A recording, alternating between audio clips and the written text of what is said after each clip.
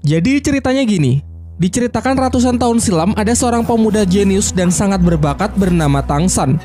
Di usianya yang masih tergolong muda, ia telah berhasil menguasai berbagai macam teknik bela diri tingkat tinggi, beberapa di antaranya adalah mata iblis ungu dan teknik tangan besi. Namun pada suatu hari ia melanggar hukum sektenya dengan menyelinap ke perpustakaan rahasia dan mempelajari teknik terlarang. Alhasil ketika ia ketahuan, ia pun dikejar habis-habisan oleh para tetua sekte yang ingin membunuhnya.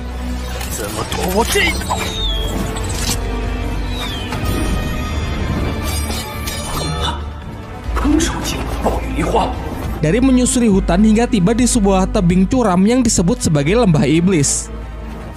Karena sudah terpojok, ia pun menjatuhkan dirinya ke dasar jurang, namun dengan senyum di wajahnya tanpa rasa penyesalan sedikit pun. Akan tetapi sesaat setelah kejadian itu, tiba-tiba ia terbangun di tubuh anak kecil berusia 6 tahun yang menandakan kalau kini ia telah terlahir kembali di suatu daerah yang disebut dataran dahulu. Tangsan kecil tinggal di sebuah desa bernama Desa Roh Mulia bersama sang ayah seorang pandai besi yang terlihat kusam dan suka mabuk-mabukan. Dalam kesehariannya, Tangsanlah yang bertindak mengurus rumah serta menyiapkan makanan. Diceritakan bahwa anak-anak yang sudah menginjak usia 6 tahun akan dikumpulkan oleh sang kepala desa untuk menguji apakah mereka memiliki kekuatan roh pelindung atau tidak. Pengujiannya dilakukan oleh seorang master roh bernama Suyanto yang berasal dari Akademi Roh Pelindung di kota Nauding. Tangsan dan anak-anak lain kemudian diajak masuk ke dalam sebuah ruangan yang merupakan tempat untuk menguji kekuatan roh mereka. Kekuatan roh pelindung sendiri sangat bervariasi jenisnya dan tingkat kekuatannya. Contohnya Suyanto sendiri yang memiliki kekuatan roh pelindung serigala hutan. Jenis ini sangat cocok digunakan dalam bertarung. Singkat cerita, anak pertama maju untuk melihat jenis kekuatan roh pelindungnya. Dari tangan kanannya memvisualisasikan teknik kekuatan roh pelindungnya. Dalam hal ini adalah salah satu alat pertanian, yaitu sebuah sabit. Masuk ke tes kedua untuk mengetahui seberapa besar tingkat kekuatannya. Sebuah bola cahaya akan menyala terang jika anak yang menyentuhnya memiliki cukup energi roh. Namun sayangnya anak pertama ini sama sekali tak memiliki energi roh, sehingga ia dinyatakan gagal karena kekuatan roh pelindungnya tersebut tak akan pernah bisa dikembangkan. Dan kabar buruknya, sebagian besar anak-anak di desa ini memiliki kekuatan roh pelindung peralatan pertanian, namun tak ada satupun dari mereka yang memiliki energi roh. Dijelaskan tanpa energi roh, mau berlatih sekeras apapun dan menggunakan metode apapun maka akan sia-sia. Dengan kata lain, mereka tak akan pernah bisa menjadi seorang master roh. Sampai akhirnya kini hanya tersisa Tangsan sebagai anak terakhir yang akan mengikuti tes. Dari tangan kanannya, ia menunjukkan jenis roh pelindung yang berbeda dari anak-anak lain, yakni rumput biru perak. Tapi anehnya di saat yang bersamaan, ia juga membangkitkan roh pelindung lain di tangan kiri berwujud sebuah palu. Namun ia lebih memilih menyembunyikannya dan hanya menunjukkan roh pelindung di tangan kanannya saja. Sayangnya Suyanto malah mengatakan kalau rumput biru perak adalah jenis roh pelindung yang jauh lebih tidak berguna daripada alat pertanian. Oleh karena itu, Suyanto enggan melanjutkan Tangsan ke tahap kedua karena sudah pesimis kalau Tangsan tak akan punya energi roh dengan jenis roh pelindung selemah itu. Akan tetapi Tangsan tetap bersikeras agar diizinkan untuk mencobanya terlebih dahulu. Dan benar saja, saat Tangsan menyentuh bola bercahaya itu, seketika sinar yang menyilaukan menerangi seluruh ruangan yang menandakan kalau Tangsan memiliki energi roh tingkat tinggi. Meskipun bisa dikatakan spesial, namun sang master roh masih pesimis mengingat roh pelindung rumput biru perak memang benar-benar lemah dan tak pernah ada sejarahnya bisa berkembang terlalu jauh. Setelah ujian usai, Pak Kepala Desa memberikan kabar baik bahwa Suyanto meninggalkan undangan kepada Tangsan untuk mendaftarkan dirinya ke Akademi Roh Pelindung di kota Nauding.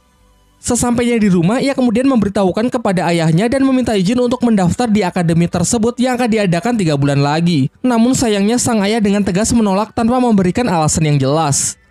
Masih belum menyerah, Tangsan mencoba untuk membujuk ayahnya dengan menunjukkan kekuatan roh pelindung ganda miliknya, yang salah satunya berwujud sebuah palu yang diketahui bernama palu Huotien. Setelah melihat putranya mewarisi roh pelindung rumput biru perak mendiang ibunya serta palu Huotien miliknya, sang ayah pun memulai mempertimbangkan keinginan Tangsan tersebut. Dari sini kita pun mengetahui masa lalu dari ibu Tangsan yang gugur dalam perang di masa lalu serta sosok ayah Tangsan yang ternyata bukan orang sembarangan. Singkat cerita, ayah Tangsan berubah pikiran dan mengizinkan Tangsan untuk masuk ke akademi tersebut. Namun Tangsan harus berjanji untuk tidak memberitahu ke siapapun kalau ia memiliki roh pelindung palu Huotien. Singkat cerita, 3 bulan telah berlalu. Tangsan dengan ditemani Pak Kepala Desa pergi ke kota Nauding untuk mendaftarkan dirinya ke akademi tersebut. Di saat yang bersamaan terlihat juga seorang gadis kecil pemilik roh pelindung kelinci merah muda bernama Xiaowu yang juga hendak ikut mendaftar. Kembali ke Tangsan, akhirnya sampailah ia di gerbang masuk akademi. Namun penjaga gerbang di sana tidak mengizinkannya masuk karena tidak percaya dengan Tang San dan kepala desa yang terlihat sangat miskin. Bahkan undangan yang dibawa Tang San pun ia lempar karena menganggap kalau undangan tersebut adalah undangan palsu. Tang San yang sangat kesal karena sudah diremehkan memukul si penjaga gerbang hingga ia terlempar. Ketika perkelahian semakin serius, datanglah salah satu guru akademi yang diketahui bernama Master Xiao. Kemudian Master Xiao memastikan kalau undangan yang dibawa Tang San adalah undangan asli sehingga ia mengizinkannya untuk masuk. Dijelaskan kalau Master Xiao ini adalah guru yang sudah tidak mengajar. Kegiatannya sehari-hari adalah melakukan penelitian dan menguji berbagai macam teori mengenai kekuatan roh pelindung. Seperti mempelajari tentang kelemahan dari tiap-tiap jenis roh pelindung, bagaimana metode paling efektif untuk mengembangkannya, dan masih banyak lagi. Bahkan hanya dengan sekali melihat undangan milik Tang San di mana tertulis jenis roh rumput biru perak dan energi roh penuh, ia langsung bisa menyimpulkan kalau Tang San ini pasti memiliki roh pelindung ganda.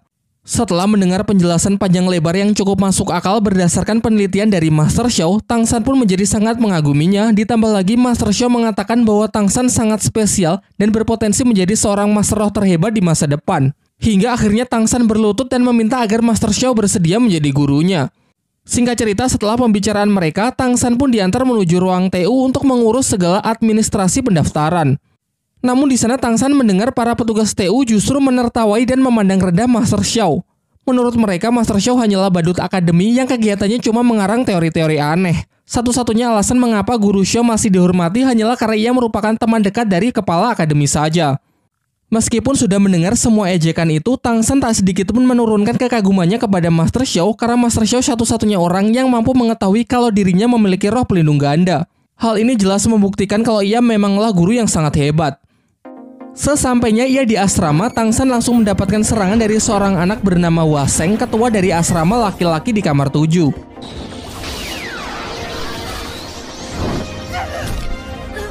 Namun dalam sekejap Tang San dapat mengelak dan mengalahkannya. Hal ini membuat semua anak-anak kagum dan menobatkan Tang San menjadi ketua berikutnya sesuai aturan yang mereka berlakukan. Selang beberapa waktu datanglah Xiao Wu, gadis kelinci yang sempat kita lihat sebelumnya, datang bersama dengan Tang San. Masih dalam rangka memperebutkan siapakah yang lebih pantas menjadi bos sesuai aturan yang berlaku, akhirnya mau tidak mau mereka pun mulai bertarung.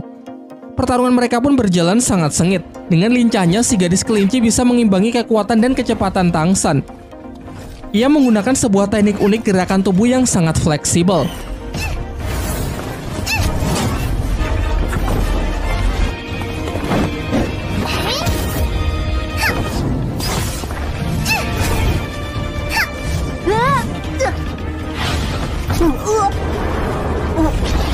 Dalam pertarungan singkat itu, Tang San pun dibuat kalah telak dengan catatan ia masih belum mengeluarkan seluruh kemampuannya. Tetapi itu saja sudah cukup membuatnya sangat terkesan, mengingat teknik unik yang bahkan belum pernah ia lihat di kehidupannya di masa lalu. Dengan kemenangannya ini, Xiao Wu pun menjadi bos baru. Para anak laki-laki secara sukarela menawarkan selimut mereka, namun Xiao Wu malah lebih memilih selimut Tang San yang cukup besar untuk bisa digunakan berdua. Ketika mereka pergi ke kantin, beberapa anak lain mengajak kelompok Waseng. Ternyata di akademi ini beberapa tingkat asrama dibagi berdasarkan status sosial. Adapun anak-anak orang kaya yang mendapatkan tempat VIP seperti hotel, sedangkan asrama milik Waseng hanyalah asrama biasa untuk anak-anak miskin. Xiao Wu yang kesal sempat ingin memulai keributan, namun beruntung berhasil dicegah oleh Tang San. Keesokan harinya, secara pribadi Tang San menemui Master Xiao untuk menunjukkan roh pelindung Palu Hotian di tangan kirinya. Setelah merasa kalau energi roh Tang San sudah cukup untuk bisa naik level, Master Xiao pun mengajak Tang San untuk berburu cincin roh besok. Cincin roh sendiri merupakan item spiritual yang bisa didapatkan dari membunuh siluman roh guna menaikkan level dari seorang master roh. Dijelaskan tanpa cincin roh mau berlatih sekeras apapun, seorang master roh tak akan pernah bisa naik level. Tetapi di sini Master Xiao melarang Tang San untuk menambahkan cincin roh ke dalam Palu Hotian. Ia mengatakan kalau belum saatnya juga Tang San mengetahui alasannya. Menurutnya saat ini akan lebih baik jika Tang San berfokus saja untuk mengembangkan rumput biru perak miliknya. Ia kembali menjelaskan mengenai tipe-tipe kekuatan roh pelindung yang bisa dikembangkan. Misalnya saja tipe binatang roh yang sangat cocok menjadi seorang fighter dalam pertarungan secara langsung. Selain itu juga ada tipe alat roh yang sebagian besar berperan sebagai support. Meski tak jarang juga berbagai peralatan dikembangkan untuk bisa dijadikan senjata yang mematikan. Sementara untuk Tang San sendiri, Master Xiao lebih menyarankannya menjadi tipe pengontrol. Ia bisa mengembangkan sifat lentur dan fleksibilitas rumput biru peraknya menjadi sebuah perangkap yang bisa mendukung tim dalam sebuah pertempuran. Tetapi yang perlu diingat dalam memilih siluman roh juga tak boleh sembarangan, karena harus ada kecocokan dengan jenis roh pelindungnya. Tercatat ada beberapa kasus penolakan dari penyatuan cincin roh yang berakibat pada gagalnya naik level. Singkat cerita, besoknya mereka pergi ke hutan berburu, suatu wilayah di mana banyak siluman roh yang berkeliaran secara bebas. Dalam perjalanan, Master Xiao memberikan sebuah sabuk yang berguna untuk menampung barang-barang bawaan secara praktis. Lalu ia menjelaskan mengenai klasifikasi siluman roh yang bisa dibedakan berdasarkan umurnya. Ada yang berumur ratusan tahun, ribuan tahun, puluhan ribu tahun, dan seterusnya. Semakin tua umurnya, maka akan semakin kuat pula siluman roh tersebut. Dan tentunya semakin kuat seekor siluman roh, maka akan semakin sulit pula untuk ditaklukkan. Sehingga tak jarang banyak master roh yang membentuk sebuah tim hanya demi mengalahkan seekor siluman roh saja. Namun yang perlu diingat lagi bahwa seorang master roh pemula dengan level rendah, tubuhnya tak akan mampu menampung cincin roh yang terlalu kuat. Dan jika tetap memaksakan diri, maka ia bisa mati. Setelah memasuki wilayah hutan berburu, di sana terdapat banyak orang yang mencari anggota tim untuk diajak bekerja sama berburu siluman roh. Namun Master Xiao menyarankan agar tidak mempercayai siapapun di tempat seperti ini, apalagi dengan orang yang baru dikenal. Lagi pula, sebuah tim haruslah memiliki chemistry yang sangat baik dengan kekuatan yang saling melengkapi, bukannya sembarang tim yang dibentuk sehari jadi. Hutan berburu merupakan suatu tempat yang sangat dijaga ketat, sehingga jika ingin masuk harus memiliki ID card sebagai tanda kalau mereka memiliki izin untuk berburu. ID card sendiri memiliki 6 tingkatan yang ditunjukkan secara jelas dari simbol-simbol yang terukir. Simbol-simbol tersebut mewakili ke-6 master roh legendaris. Tentu semakin tinggi tingkatan ID card-nya, maka akan semakin banyak pula wilayah hutan yang bisa mereka akses. Dijelaskan kalau ID card tertinggi hanyalah dimiliki oleh master roh dengan gelar tertinggi yang disebut gelar Douluo. Sesampainya di dalam, mereka pun mulai melakukan pencarian. Master Xiao mengeluarkan roh pelindungnya yang berbentuk hewan mutasi bernama Liu Shenpao. Kemampuannya adalah memiliki penciuman yang sangat tajam dan dapat melancarkan serangan kentut halilintar. Dijelaskan juga bahwa roh pelindung terkadang juga mampu melakukan mutasi, sayangnya dalam kasus Master Xiao, roh pelindungnya justru bermutasi menjadi lebih lemah. Hal inilah yang membuatnya mentok berada di level 30 dan membuatnya sering menjadi bahan ejekan oleh orang-orang di akademi. Mereka berdua lalu melanjutkan perjalanannya untuk lebih jauh masuk ke dalam hutan. Sempat bertemu dengan siluman roh kucing muda berumur 10 tahun, namun belum cocok jika digabungkan dengan roh pelindung milik Tangsan. Selanjutnya ada siluman roh tanaman bambu. Kulitnya sangat keras sehingga sangat baik sebagai skill pertahanan. Meskipun lumayan cocok, namun masih bukan yang terbaik untuk rumput biru perak milik Tangsan. Ia menyarankan agar Tangsan memilih siluman roh beracun dan memiliki pertahanan yang sangat tinggi. Perburuan mereka pun berlangsung hingga larut malam. Sekelompok siluman serigala yang lapar mengincar mereka, beruntung dapat diatasi oleh kentut halilintar dari Liu Shenpao.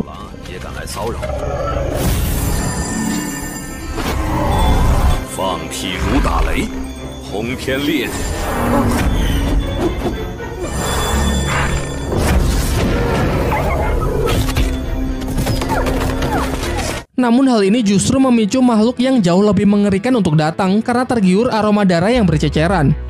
Makhluk tersebut adalah siluman roh yang memiliki wujud ular mendrik beracun berusia 400 tahun, juga merupakan jenis siluman roh dengan racun yang paling mematikan.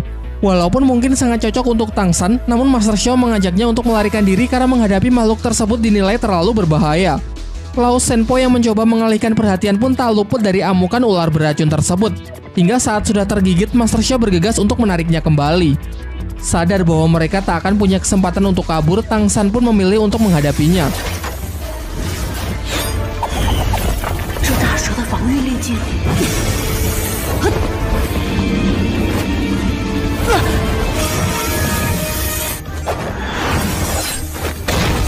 Setelah melewati pertempuran yang sangat sengit, ia pun berhasil membunuh si ular mendrik dengan menusukkan pisaunya tepat ke rahang makhluk tersebut.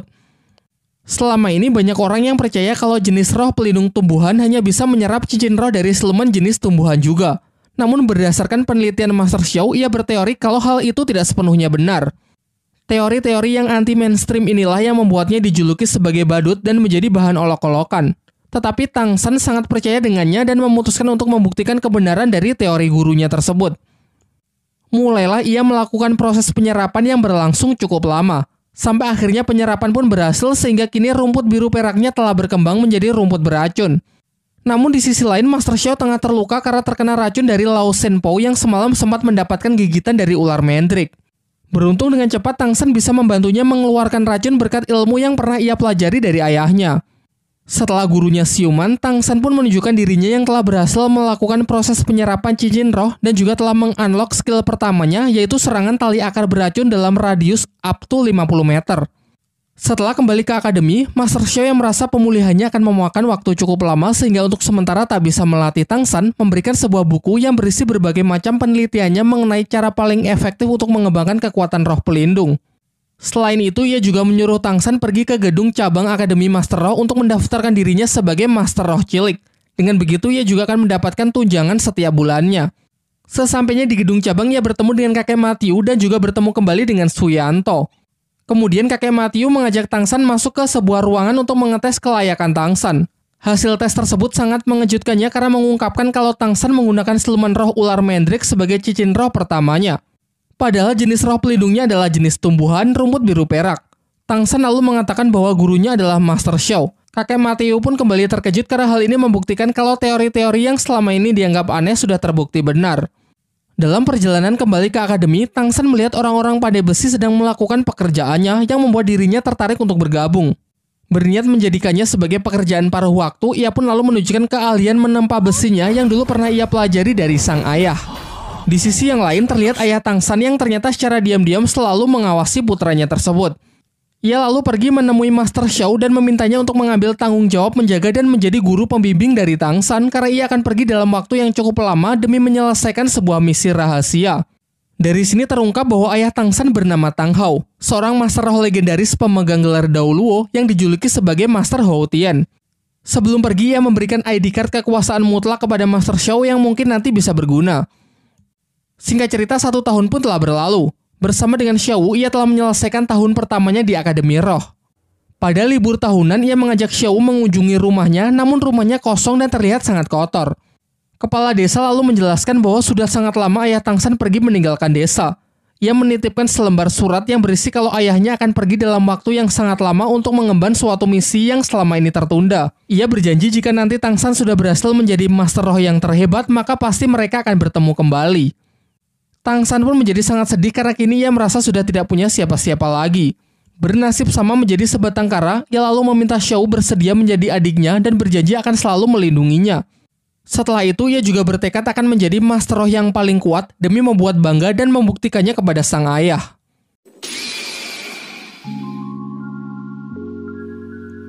Nah, itulah tadi ulasan mengenai plot cerita dari Donghua Shaolan pada 10 episode pertamanya. Sekarang waktunya kita masuk ke dalam segmen baru yang akan membahas detail menarik dari tiap-tiap scene, memberikan opini dan penilaian pribadi. Tentunya dalam pembahasan kali ini sedikit banyak akan saya bandingkan dengan versi live actionnya yang sudah saya bahas di beberapa bulan yang lalu. Secara garis besar premis yang diambilnya pun identik, yaitu kisah seorang anak berbakat yang masuk ke dalam sekolah supranatural. Para karakter yang ditampilkan pun juga sama meskipun terdapat beberapa perubahan dari segi sifat. Seperti Master Xiao yang lebih bersikap dingin dan misterius ketimbang versi live actionnya. Juga karakter Suyanto meski perannya sama-sama saja yaitu menjembatani Tang Shen untuk masuk ke akademi. Perbedaan yang paling mencolok adalah jembatan masuk ke plot cerita yang pasti sudah kalian sadari sejak awal, yaitu menggunakan alur yang seakan dibuat mundur padahal enggak. Di mana penyajian scene di awal memperlihatkan Tang Shen dewasa dengan kekuatannya yang sudah sangat kuat, tiba-tiba jiwanya bereinkarnasi ke dalam tubuh kecilnya di universe yang benar-benar berbeda. Dan kerennya lagi, ia masih memiliki ingatan bahkan pengetahuan dari kehidupan sebelumnya. Jelas hal ini sangat berbeda dengan versi live actionnya ya, di mana dalam tanda kutip tidak ada multiverse. Dan yang pasti kalian sadari lagi adalah plot cerita yang bisa dikatakan lebih ringan yang sangat enjoyable dinikmati oleh segala usia dibandingkan versi live actionnya.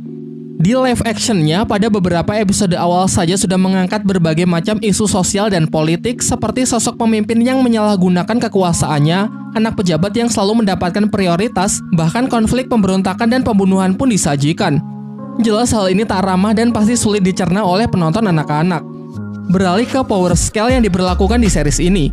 Uniknya power scale tak mengacu pada satu faktor saja untuk bisa mengatakan kuat tidaknya suatu karakter atau untuk sekedar menjawab pertanyaan karakter A apakah lebih kuat dari karakter B.